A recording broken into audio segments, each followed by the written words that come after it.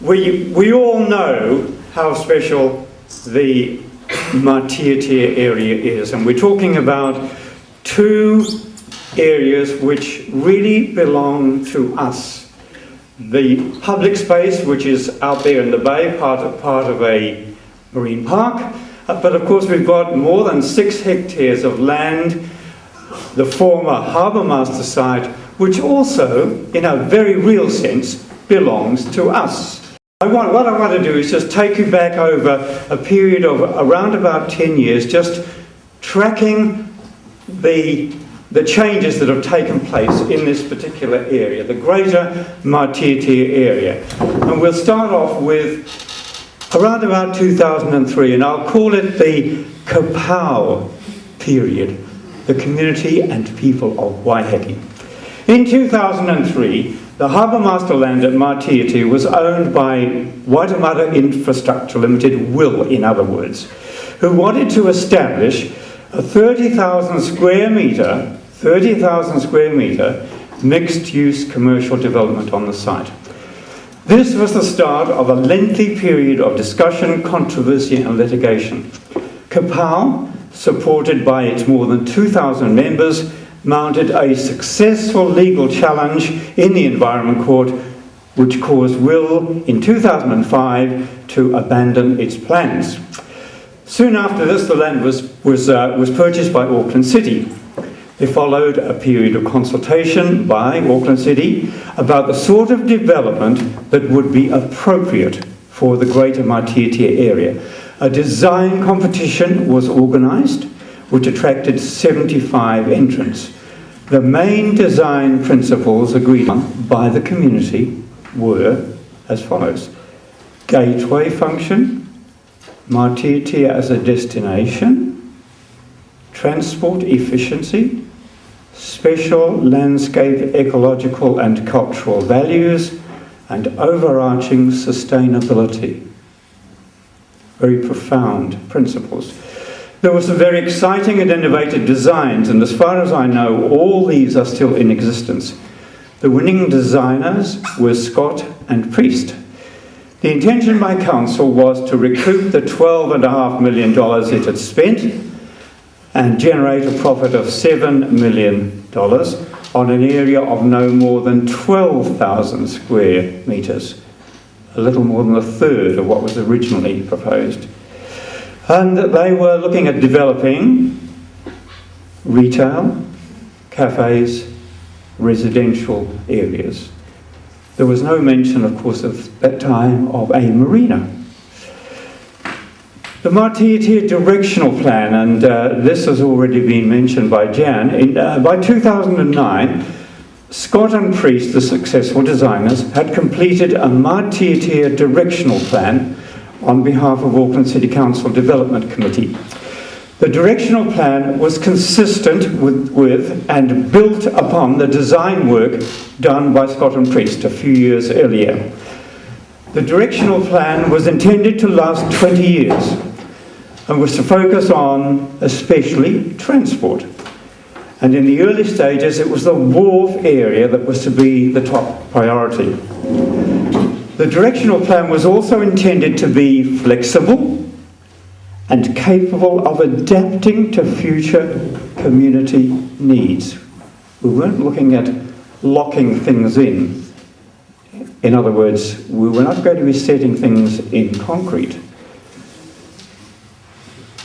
The Community Board in August 2010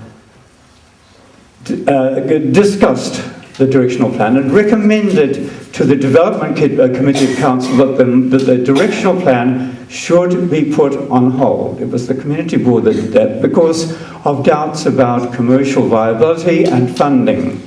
It was mid-recession and the time was obviously not right for a commercial development to proceed.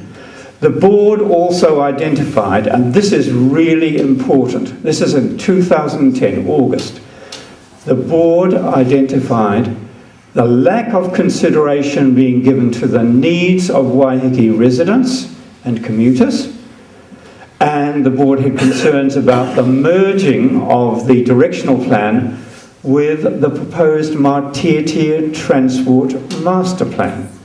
And this master plan was completed in draft form in July 2010. Now, try and remember those facts. That's very important. The Waiheke transport plans in general. The Matiatia transport plan seems to be based on very thorough research. I would have to concede that. It looked pretty good when I read it through. But it only relates to Matiatia. And this is a shortcoming that is highlighted a number of times in the Matiatia transport plan itself. Matiatia doesn't exist in a vacuum. So why do we have no transport master plan for Waiheke Island as a whole? We've been talking about this for years and years. Herb Romanow, back there, I can remember talking to him many times about it some years ago. We've talked about it, but it's still not a reality. Now, this is where things stood when the first marina proposal surfaced in 2011. That's the background. If a marina were to become a reality, it would be with us a very long time, 35 years at least. So surely we can afford to spend some extra time now, considering all the costs and benefits, especially those in the long term. The current marina application, I'm not saying that it should be categorically declined, but it should be put on hold until at least 3 things are done. First, let's reactivate and complete the Matiatia directional plan along the lines recommended by the community board. Remember, they said they were concerned that the whole community, commuters and the whole community, were not really being considered sufficiently, and there were doubts about integrating this directional plan with transport. Very important. And second, let's integrate the Matiatia directional plan with a completed Matiatia and island-wide transport master plan, making sure that both plans are based on thorough research into economic and social needs which are decided by the Waiheke community, by us, for our own future well-being. Third, by the time we have done these first 2 things, Auckland Council's Marine Spatial Plan, referred to by Daniel, should be completed. And we should be able to get very significant guidance from that portion of the spatial plan which deals with marinas. 3 things. Only then will we be in a position to ask ourselves, do we need a marina? And if so, where should it be located? Now, this is an opportunity for us to all be involved. And finally, my final word, the local board has to be part of this process, and we must insist that they are all there on deck, involved fully. Thank you very much.